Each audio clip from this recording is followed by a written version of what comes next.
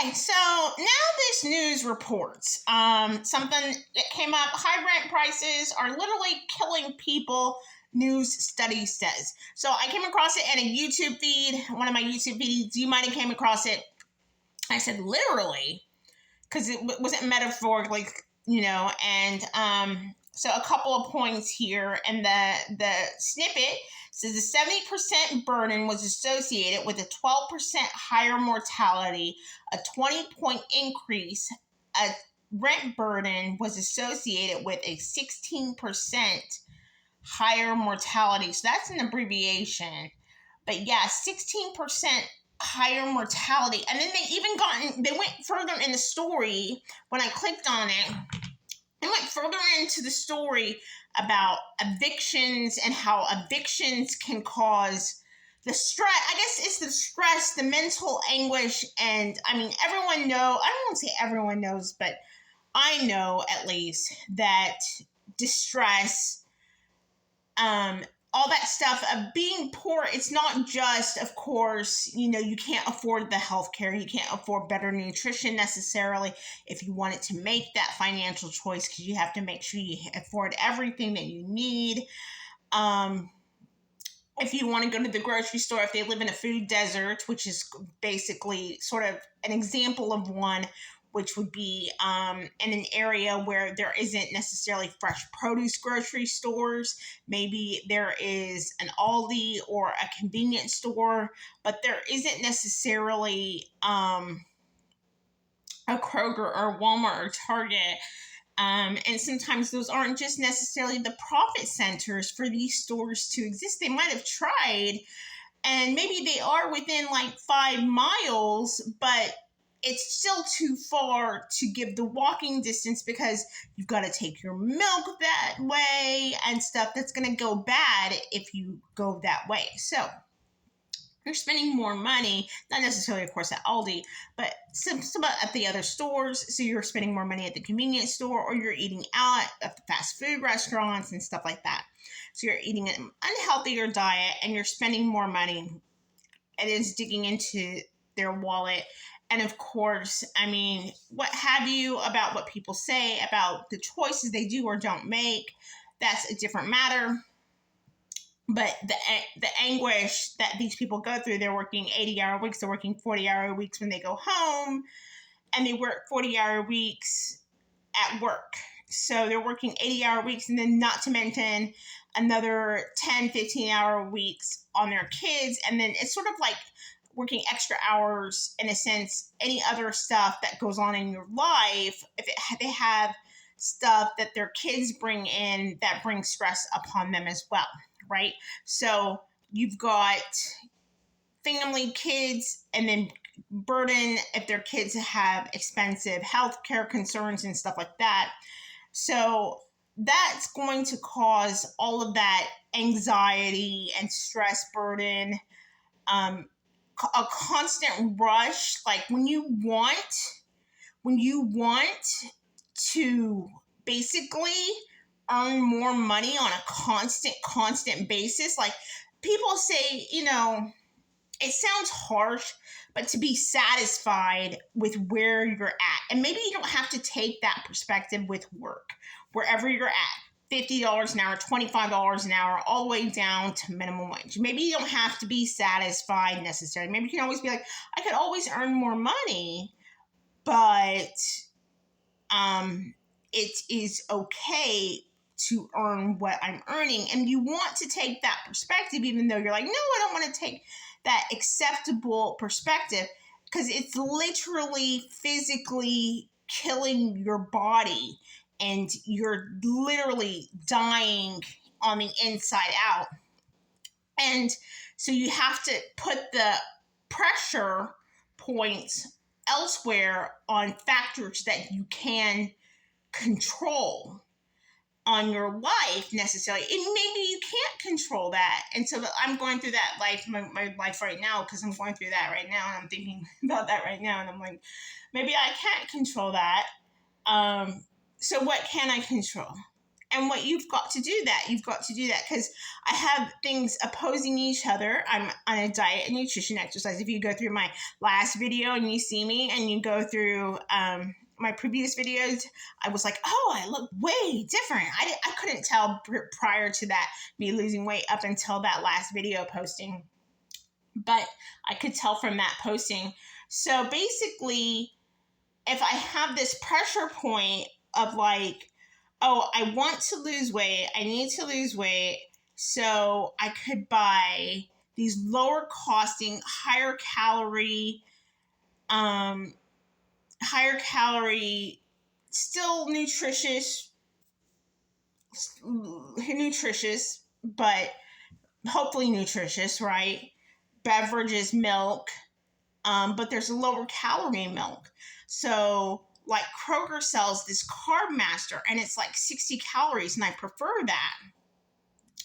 But then they have another one, the regular brand, just the regular milk carton, it's 80 calories and that's the skim milk. So the skim milk for the regular one is 80 calories. Well, that 20 calories, you don't think it's a big deal, but if you're drinking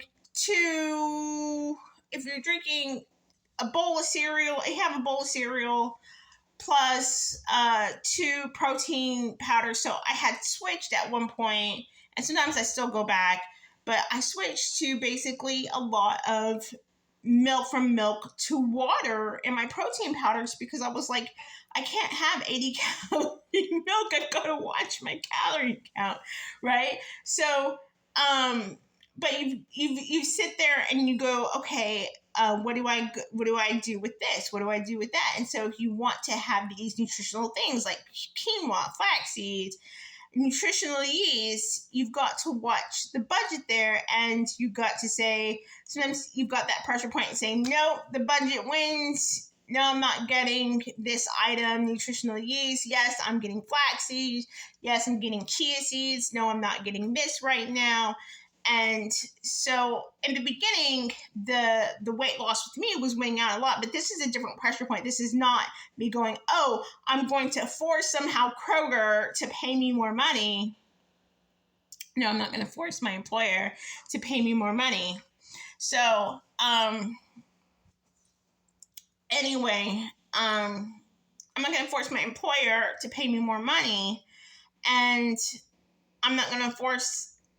And so what am I going to do? I can't force my electricity company to charge me less money. I can possibly use electricity, but it depends on your plan. There's different plans that are out there that are designed for you to use more electricity. If you're on one of those plans, how do you manipulate that? You can't really manipulate that. You just have to try not to worry about that and pull the budget from somewhere else. So these are just different factors that are different things that go into effect when it comes to this rental thing.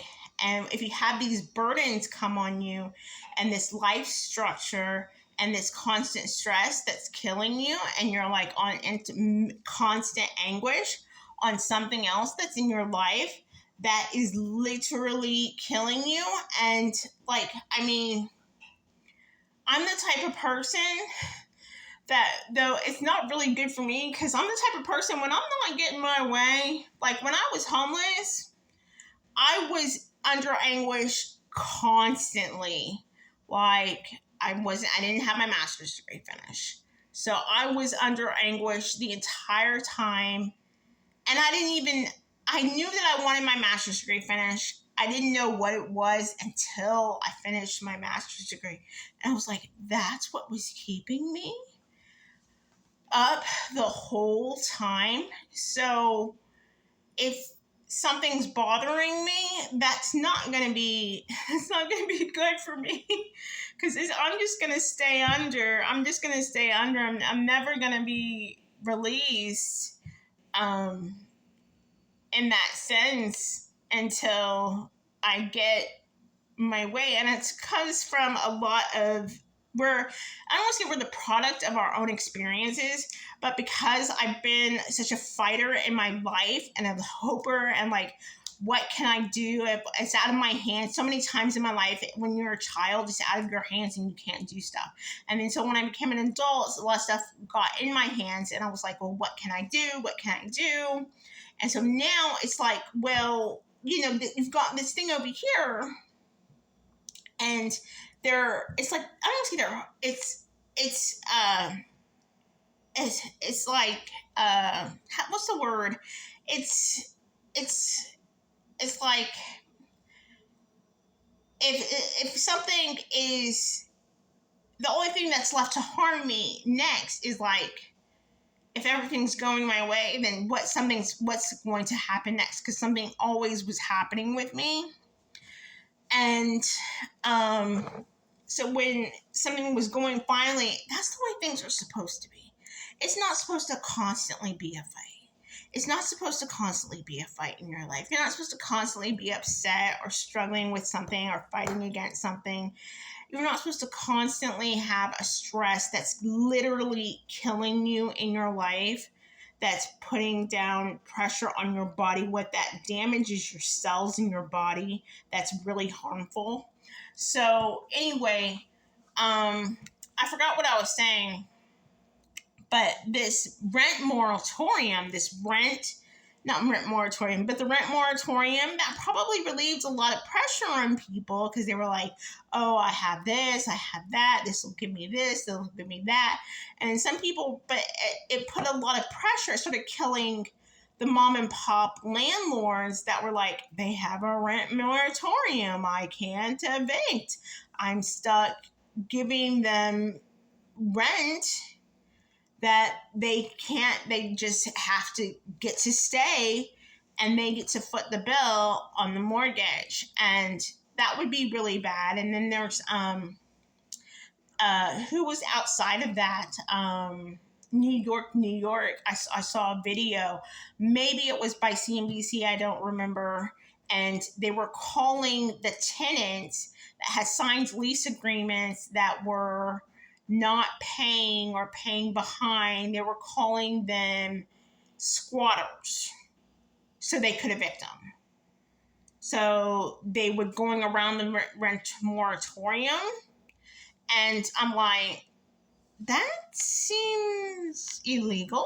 But anyway, you're going to call someone a squatter because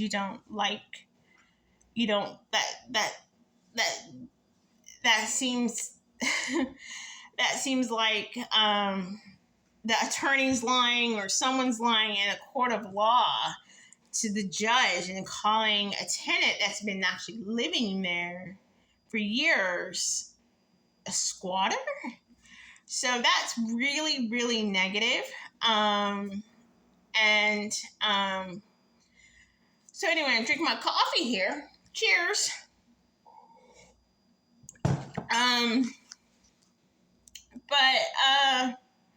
Anywho, I'm at 13 minutes and 10 seconds. But anyway, I don't know what else to say. But watch the stresses in your life. I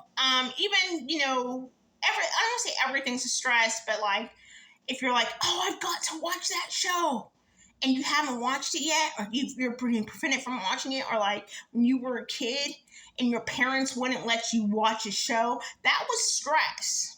And that could potentially, depending on how much you wanted to watch it, could potentially put damage on your cells because they were like, oh, you need to do your homework, you need to study, and that's going on in your mind. You would rather not study, you would rather not clean your room, you would rather not do your chores, you would rather watch the television show, and you couldn't do them both at the same time.